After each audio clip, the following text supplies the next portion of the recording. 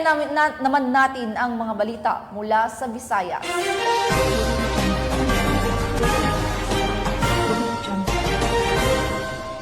Nahuli nga ng PNP ang isang babaeng wanted sa pagnanakaw sa Mandawi City matapos itong arestuhin sa bisa ng warrant of arrest na isinilbi sa kanya para sa kasong qualified theft.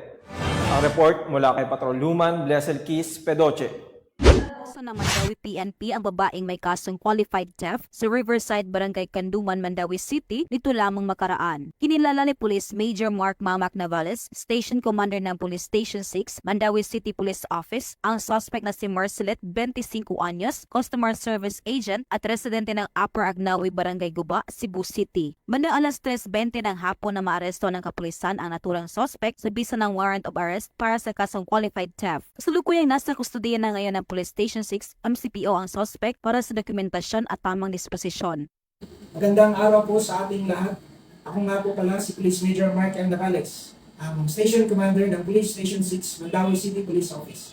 Sa naisagawa nating accomplishment against wanted persons noong nakaraang May 7, 2024, tayo po ay merong nahuli na isang babae na merong warrant of arrest sa kasong qualified theft. Sa kasalukuyan, ang babae ay nandito sa kustudiya ng ating police station. Kami po sa Police Station 6 ay nagpapasalamat sa tulong, suporta at kooperasyon ng mga taong nagre-report sa atin dito para makatulong sa ating crime prevention at crime solution strategies ng ating kapulisan.